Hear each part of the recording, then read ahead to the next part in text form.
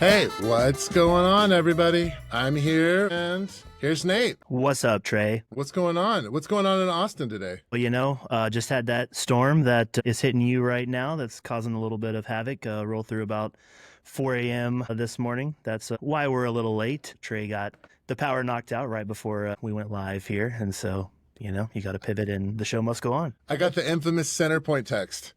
Your Yeah, power will be on within 2 minutes. And an hour later, here we are. there you go. I'm glad we have backup batteries for everything. That is true. Trae is rolling fully on battery power right now. One of the reasons why we carry lots of battery backups at Audion. You never know. You never know. You never When you know. do live stuff, you got to be ready. Yep. A lot of redundancies. That's what it's all about. Well, cool. All right. So we're here with Nate, and Nate is a person I've known for 10 years at least. I met him on my first Audion gig, I'm pretty sure.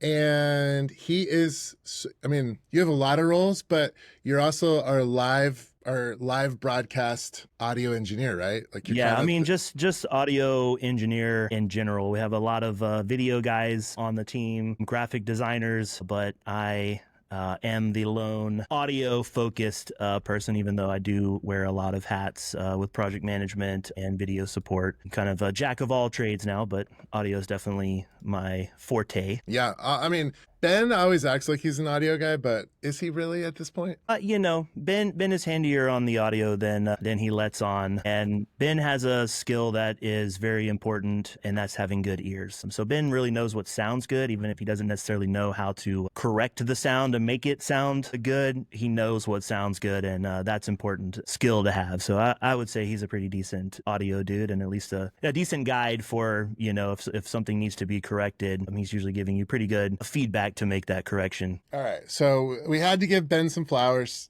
He's not here today. He's at one of his daughter's graduations. Yeah. I think his oldest from high school. Yeah. So, congrats to all the grads out there for sure. yes, congrats. But again, we gotta have office hours today. And so Yeah.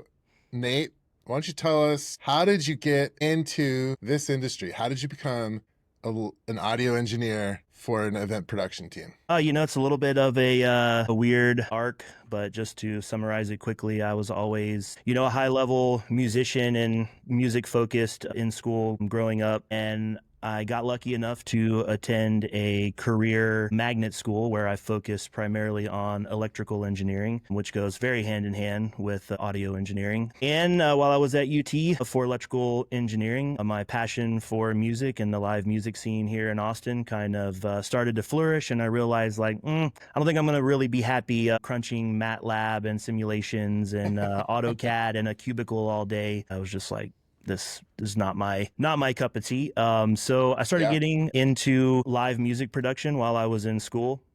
Okay. And I switched over to the Art Institute and got my bachelor's of science in audio production, and I've been doing it ever since. And it's nice having the electrical background gives me, I think, a little bit more insight to what is going on at an electrical level and not just the acoustic level of what you're hearing, which I think has, been a service to me over the years. Yeah, for sure. And you got to college, you're into music, you're in Austin. Are you like a drummer? Because you're a drummer. I don't know if everybody knows that, but you're an amazing drummer. Are you doing like gig work around town? Or are you? I always actually liked to focus more on the engineering side. Okay. Music is one of those things I learned really early on that I like to keep it as something I do for myself, not something I like to make money with. It kind of messes with the creative aspect of that. So I chose to focus primarily on engineering, and more so making music and playing drums for myself as, a side hobby. Okay. But I started out doing a lot of live band sound around town here at a bunch of different venues, South by Southwest. In college, I was on a special kind of South by Southwest sound engineering recovery team, you could say, where venues that were struggling with their sound, we would get deployed to those venues to kind of fix and correct, what was going on there.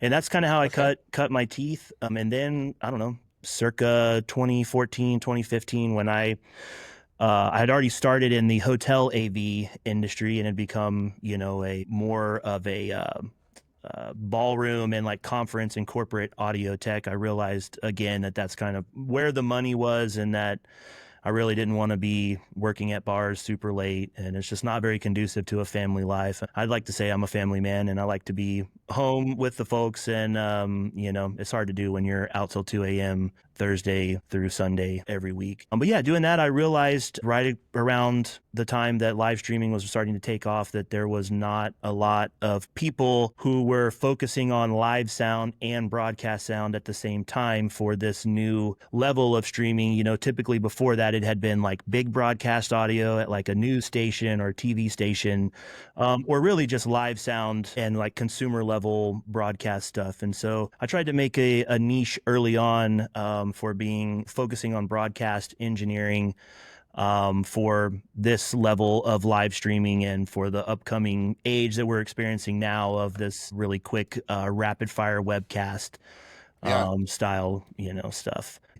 I ended up here at Audion, and I knew immediately I don't want to go and work anywhere else. I pretty much stopped contracting with anybody else because we have a really good group of competent people here that really care about doing good work versus just doing work for money. For me, that's really important personally. Okay, that's awesome. So you've been at Audion for about how long? I'm coming up on my 8th year at Audion, Okay. which is pretty crazy. Almost a decade now. I've been in the industry probably about 15 years, maybe a little longer. Wow. It's not so like if you were to summarize your sort of like passion and your like mission in this industry, like what would you say it is? Could you sum it up? I think I just touched on that. My kind of core ethos is just try to do the best work that you can do. Mm-hmm. I really get a lot of satisfaction from doing good work and putting a lot of care into what I do. Yeah. And I do think that translates over into the work that Audion does in particular. And I would say that's really my core ethos is, trying to do good work. And with that comes continuous, improvement. Every year I try to rework our audio systems to try to just get that little bit extra quality out of the system. And it's pretty funny when I started at Audion back in the day. Now it feels like I showed up and we were on these very rudimentary, fully analog, tiny consoles using the totally wrong microphones for what we were doing. And it was just very antiquated. And it was nice, to be given the trust by Ben and Brandon to kind of come in and say, hey, we can take this to the next level, and this is how we do it. This is how you can implement this. And, to their credit, they have, really listened to all of that and given us the tools, continuously that we need to improve, every year and try to just keep doing better and better and better work. Yeah, that sounds like a production team that didn't come from audio, right? Like you guys have all the wrong audio equipment. That's the way it goes a lot of time. Video, this is a very video focused town, even though there's a lot of live music. You have a lot of video people, and video people are really great at video, but usually audio it kind of plays second fiddle. And that's some of the things and topics that we're going to cover today in this is how you can improve your productions both in post-production and primarily for me live sound. That's where I end up doing most of my work at Audion is live on conferences, doing an in-room conference mix for the in-room folks, as well as managing the broadcast mix and making sure that both of those sound good for everybody and are all at a nice quality. Well, let's get into that. What is the importance of audio at a live event, like at a conference or an expo like that? Can you kind of speak to that? I feel like at this point in time, everybody's been to a conference where the audio was not good. And you had feedback. You couldn't hear the presenters. It was either too loud or not loud enough. And all of those things, really diminish the experience. Especially we do a lot of education focused stuff. And so it's very important that people of all ages can hear very well and clearly to what the presenters are saying. I think, the audio is a 50% component with the video being the other 50%. And when I would say it's probably more, honestly. It can be. If you're at an event and the audio is terrible, I mean, people are so upset. They're holding their ears and they're going, what's wrong? What's wrong? But if the Yeah. video is not in the, you know, isn't displaying properly on a screen, or even if it's a little dark, people are like, this doesn't look right. But they kind of like will still Yeah. watch it. Yeah. Yeah. So Um, you get the burden of being the thing that people don't really think about until it goes poorly, yeah. and then that's all they can think about. And also, kind of to touch there, audio is kind of a mystery for a lot of folks. It's pretty tangible to see a video and recognize what you're experiencing, but we all hear so differently from one another. And what Hmm. sounds good to you may sound completely off to me. Yeah, for And it's sure. a delicate balance that is very mysterious to a lot of folks. And so it's one of the things we wanted to get into today is a little bit of demystifying a little bit of the audio process for your live events. Well, so if you are a conference planner and you're talking to a hotel, what is the first thing you should do in regards to the audio as you're touring the facilities? Well, the first thing is if you're going to bring in an outside AV company or production company like Audion, you really want to negotiate and talk with the hotel about that very first thing when you come into a space. We're in a time right now where hotels are trying to recoup a lot of money from the COVID years. Mm-hmm. And there's lots of new stipulations and contracts that, are requiring people to, clients to pay liaison fees and stuff like that. So like they have a choice. Like you can either decide beforehand, hey, I want to negotiate to bring in my own production crew, or I'm going to use the hotel crew. Well, and you can do a hybrid of that too. And that's where I was going with that is that, you can have a production company like us come in and tie into the hotel infrastructure, Okay. where it's kind of, a split component there. And we have a lot of clients do that, but there's some pitfalls to look out for when kind of like going on your venue walkthroughs to kind of understand how you can get the best audio experience for your attendees. All right. Well, what are those pitfalls? Yeah, I would say the first thing is, when you're talking with them about house sound is what is typically called at a venue. That means when the venue has a sound system built in. If you've been at a conference or a hotel and you see the little speakers up in the ceiling, that is usually what is considered house sound. Okay. I will say most of those systems were installed sometimes decades ago. And so the thing that we run into a lot is that a client will be sold house sound from the hotel, Okay. but they didn't demo that house sound. They have no idea how it sounds. They were just told that it works. Mm-hmm. And then you show up there as an audio engineer, and the frequency spectrum is super limited, leading to like your audio sounding like it's coming out of a telephone, and just it's not good. It's not really good quality. And then you're kind of handicapped. The best audio engineer in the world couldn't make that system sound better. Because it's like they've built a system that'll sound okay for most people. Yeah, and it may have sounded great when it was first installed, and just, equipment ages and needs to be reworked and retaken out and updated over time. And that's not a priority for hotels usually. Usually, they're on a pretty tight budget. So, the audio systems in ballrooms and stuff and the lighting is usually an afterthought to the carpet. You're going on your venue walkthroughs and you're considering using house sound, ask whether that house sound is, sound coming from the speakers in the ceiling, or sometimes hotels will send you, we'll do house sound, but they know that their speakers don't sound that good, so they will put speakers on stands. So it's one of the things that's a good question to ask, because it makes a big difference to the audio production side of that. And if you are being sold house sound that is in the ceiling, I would ask them to test that for you. Like have them set up a little mixer into the wall patch and do talk on a microphone so that you can hear what voices sound like, but also play some full frequency material like music or a video so that you can hear, is my video is going to sound good? And if you have a lot of videos that you've spent a lot of money on making that are being presented during your conference or your production, and now suddenly the video audio sounds terrible, there's nothing that can really be done about it at that point in time. So it's good to kind of suss that out beforehand.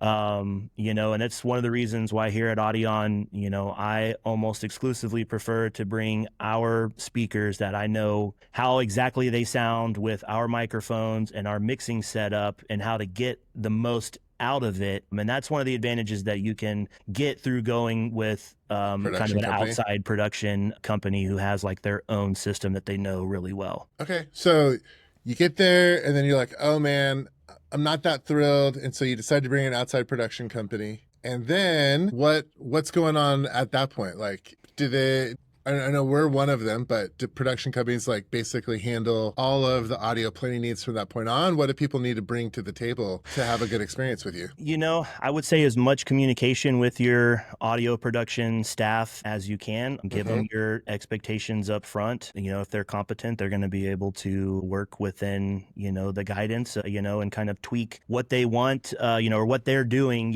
to what you kind of want. As a client, I would say a couple of like just overall presentation and like video tips that I see a lot is people coming in with PowerPoint, for example, with a bunch of movie clips in it. We Yeah. do a lot of this. And a lot of times people just upload the clips, but don't actually go into the PowerPoint volume selection for those clips and kind of adjust those to where they're in a similar volume range. And so what happens is as you're going from clip to clip, one thing is coming out super loud and is distorting, and I'm having to correct in real time to Mm. rebalance the sound, and then the next clip will be super quiet and I'm having to recorrect in real time. So things like that, thinking ahead about So you maybe know like if you're running a conference, you could ask all of your presenters too, hey, can you give your present like an important reason to give your presentations in early is so the production company can go through and master the yeah. audio, leveled audio. Testing as much as possible beforehand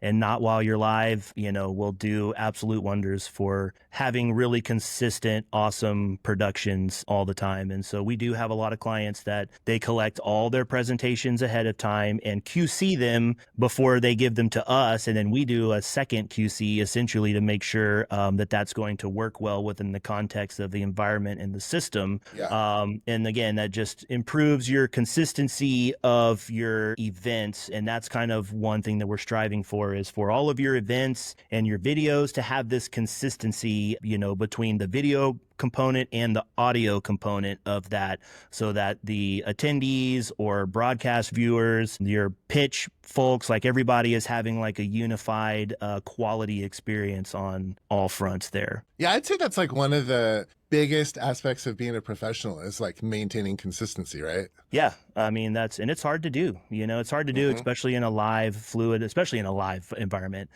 Yeah. Very fluid, but any type of pre-production that you can do and planning always goes a long way. All right. I'm gonna ask you this question. I do have a thought, but what's the weirdest, like in terms of client communication, what's the weirdest request you've gotten, or have you had any experience with weird asks? So the one I had most recently didn't necessarily affect our production, so to say, Yeah. but we were at an event recently that had a live band playing kind of before the meeting started. Okay.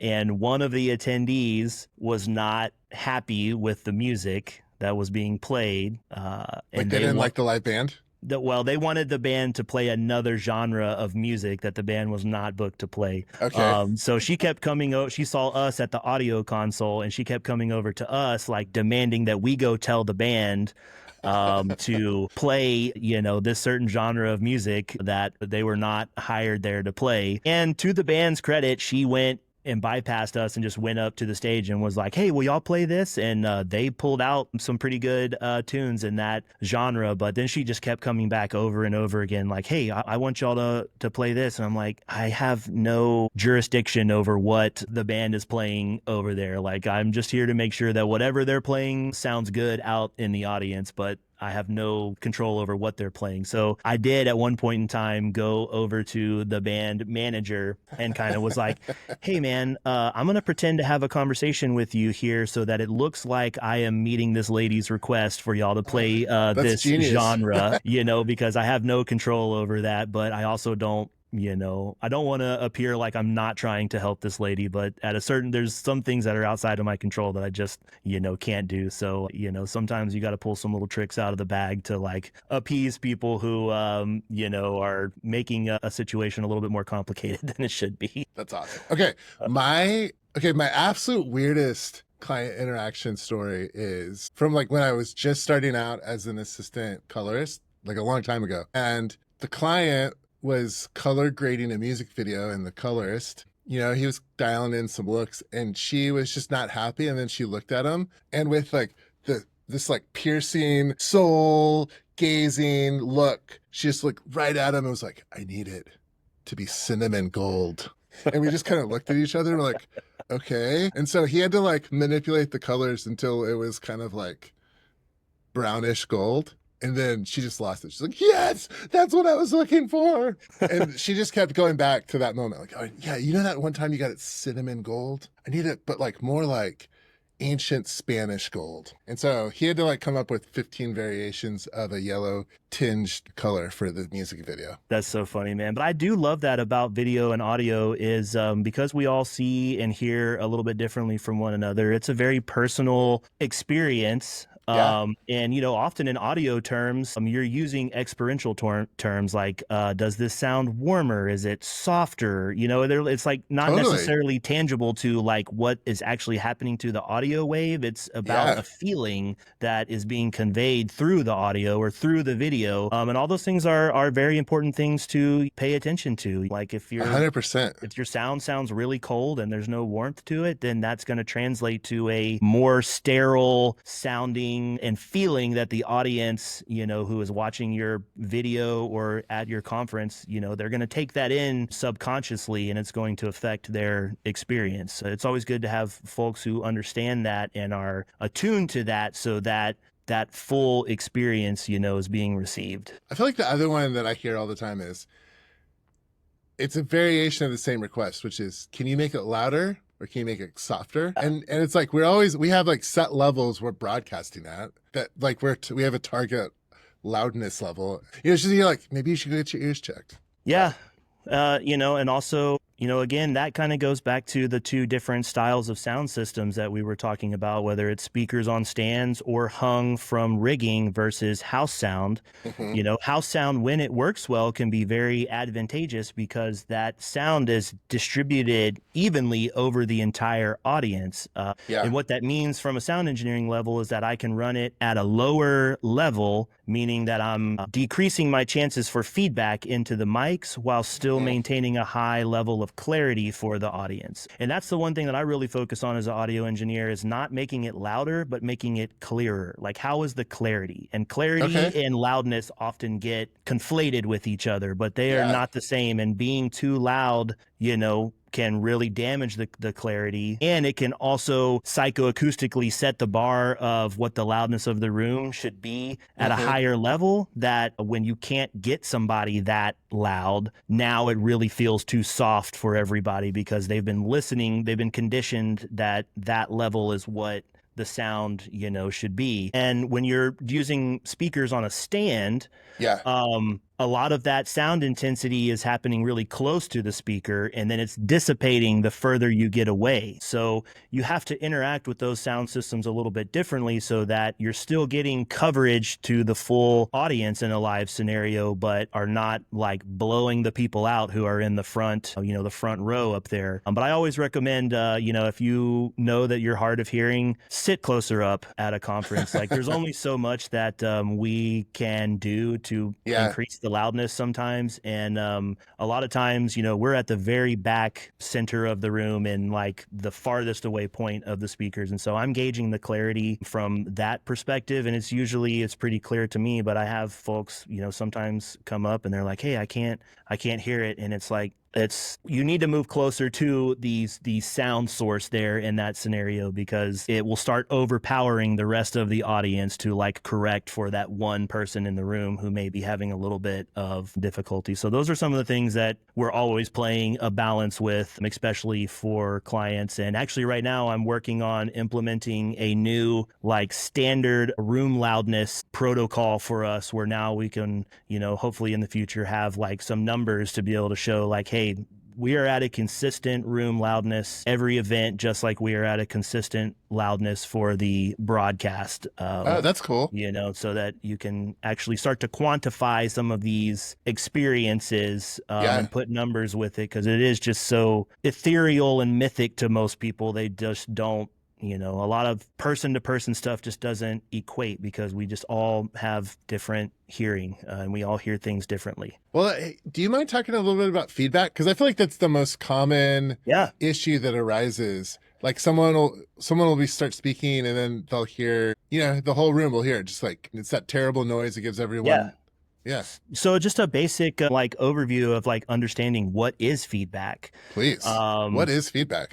Feedback is what happens when the sound of the speakers is going too much into the microphone. It's why I'm using headphones here and not my desktop monitors, because I Okay. don't want that feedback going in, coloring my sound, doubling it up. It can add phasing, all this other stuff, but it's just part of the game in a live sound scenario. And feedback typically happens when you can't get the mics or the sound system loud enough or balanced to where Yeah. folks can hear properly. And there can be a number of things going in there. You may have too few speakers. You may need more sound coverage. So like in a scenario where we don't have good house sound, but we have a large audience, I will set up like a front row of speakers and then I will have delay speakers going down the sides to help even out that coverage so that I Oh don't have yeah. to run the audio system so loud that I'm starting to create feedback in the microphones.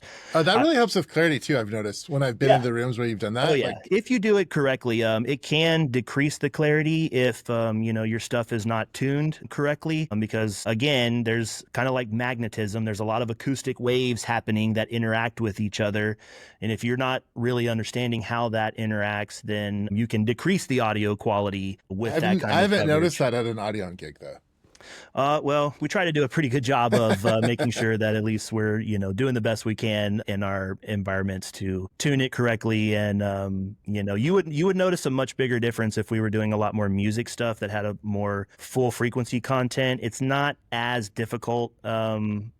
To pull off when it's mostly people speaking. But again, that goes into some more higher level acoustics and understanding of just how frequencies works and their wavelengths and stuff like that. That is probably too far to get into Okay. for this podcast. Yeah, we'll have to make a course just like audio with Nate Yeah, where you I can would just love like that. talk about Yeah. it. And then like I feel like part of like the feedback, like you coach people, I've noticed, to speak into microphones or stand on stage in certain ways to minimize Yeah. audio issues. I think that's a huge component of live events, whether you're getting it from us or in-house AV, or anybody else is like a good audio engineer to make their own job easier is going to go coach presenters who are not professional speakers and are not newscast, people on broadcasts all the time on how to Yeah. use the microphone and the equipment. And just to like start on that topic a little bit, in your typical live sound scenario, you're going to have a few different types of microphones. You're going to have the classic, wireless handheld microphone. Okay. Those are going to be great for, I like using them for when we have people in chairs that just want to talk, for their own little part of the panel. Yeah. They sound really good in a live sound environment. And they are way less prone to feedback just because of the type of microphone that they are than What like do a you call that kind of lavalier. microphone? It's a dynamic microphone, so it's just a little bit less sensitive than a lavalier microphone or a gooseneck tabletop microphone that is going to have what's called a Can you condenser yeah, so capsule. a tabletop microphone, I feel like that's kind of self-explanatory. What's a lavalier? The lavalier is going to be the little lapel guy. I should have pulled one out here as a Oh, it's like demonstration the for ones you. you put on your shirt, right? Yeah, the one that you put on a lapel or your shirt. And a lot of people What like about the those. one that comes like the TED Talk mic? So that's kind of the generic term for it is a countryman, and those work great too. Sometimes I don't know. I feel like in a corporate setting, it can be a little bit like Apple or like TED Talk style.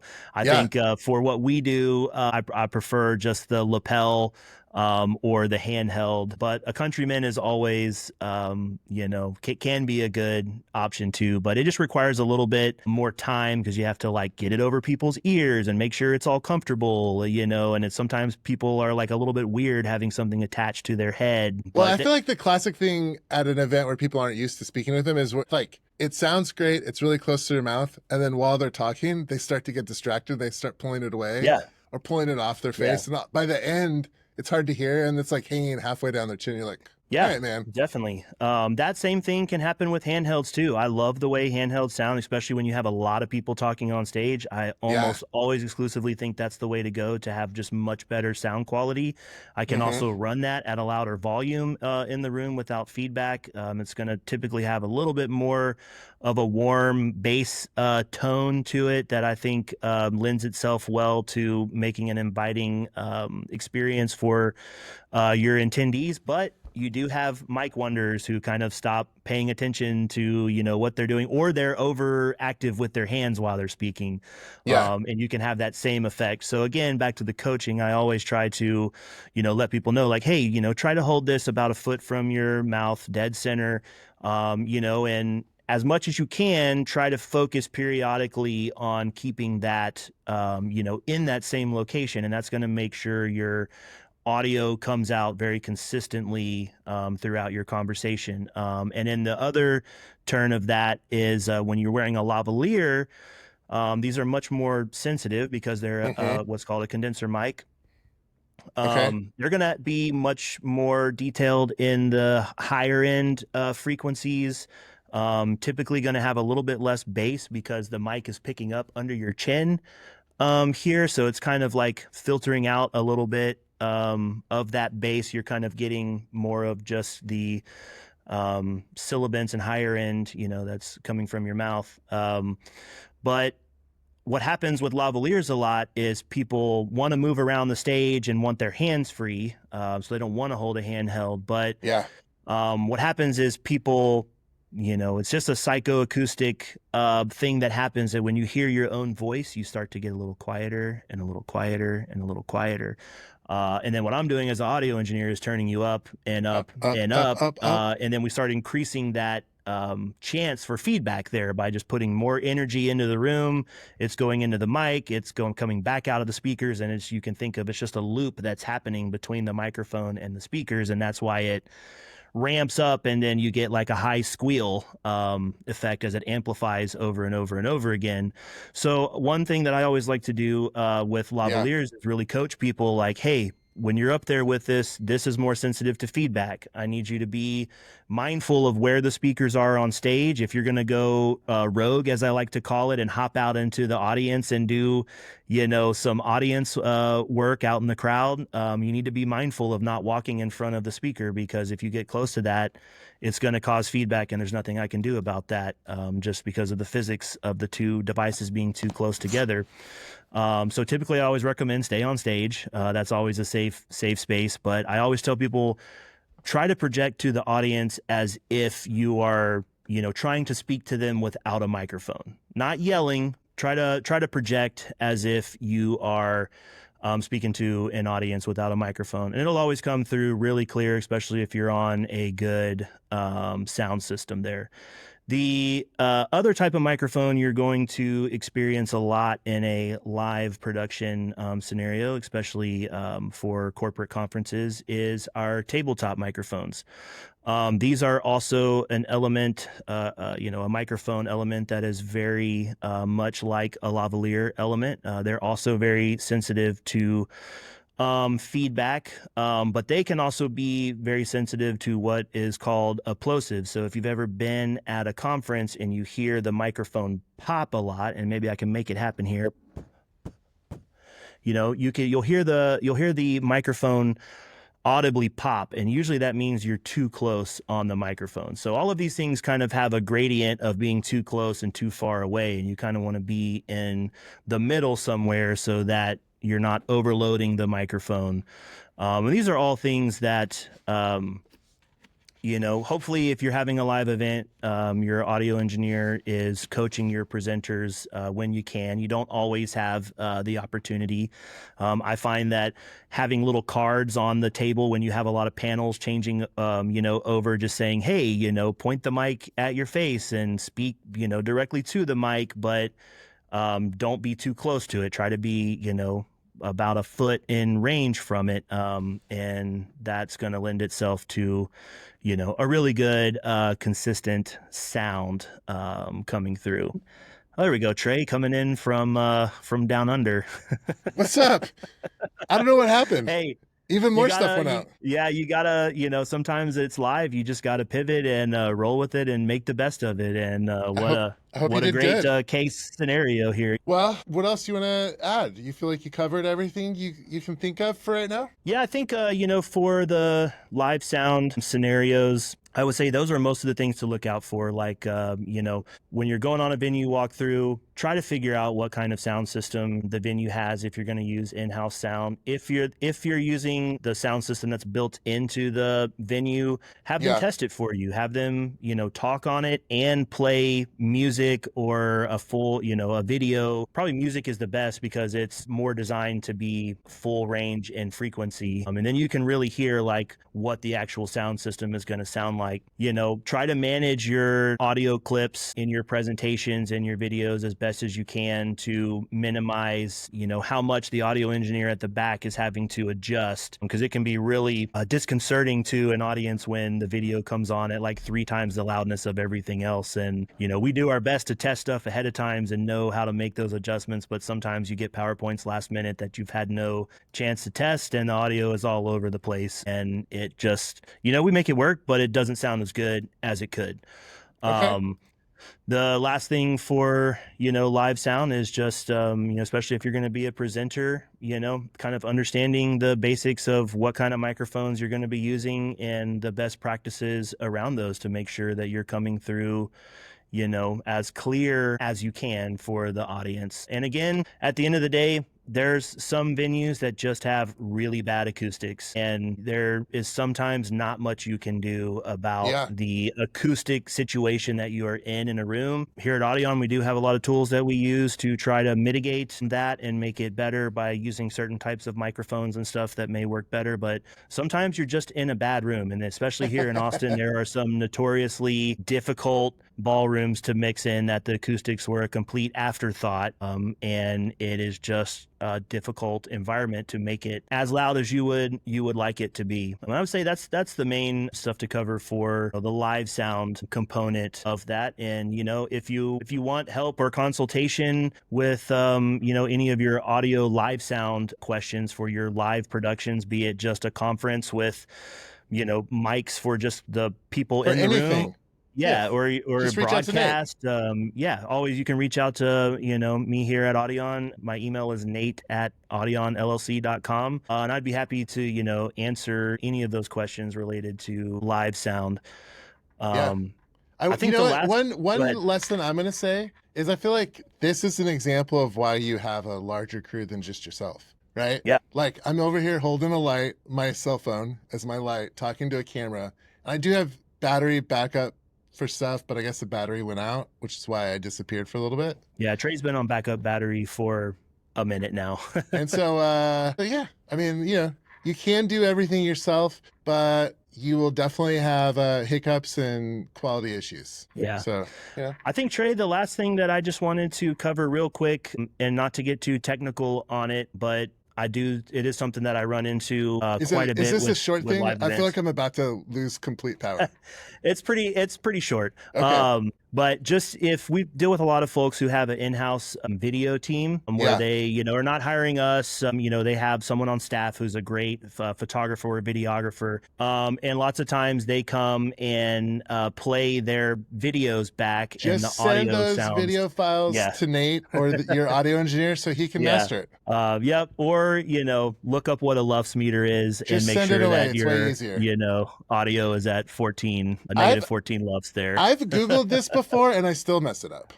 It's way easier for me to just send it to you or whatever audio engineer I'm working with at the live event. Yeah. Just know that your audio that you're making on your headphones is going to sound completely different on a sound system. And it's going to sound completely different in your car and on your phone. And so it's important to have a good person to reference that audio with to make sure that the audio quality is sounding good and consistent across multiple mediums where that content, might be consumed. All right. Well, it was really fun talking to you, even though it got really dark. Likewise, man. Hey, Literally I love dark. the pivot. I love the pivot, and I feel like that's what we try to do here is just roll with the punches and, figure out how to make it work. And, as cheesy as it sounds, adapt and overcome. Are I we? like to think about that a lot. I feel like you're normal and I'm in a horror movie. Yeah, it's pretty freaky on my end. I might get Watching it eaten, over here. guys. I'm not really sure what's gonna happen. Yep. All right, I'm losing you now, so All right. Hey, probably a good I'll time. talk to you later. I'll see you next week. Everyone, have a great time. And hold on, we got to play the music before we get out of here. All right. All right. I'm doing it. Media. I can't see very well. Here we go. There we go. All right. Perfect. All right. Well, that was fun, Trae. I'll see you later, buddy. I'm gonna hide us now. Have a good weekend, everybody. And congrats again to all the grads.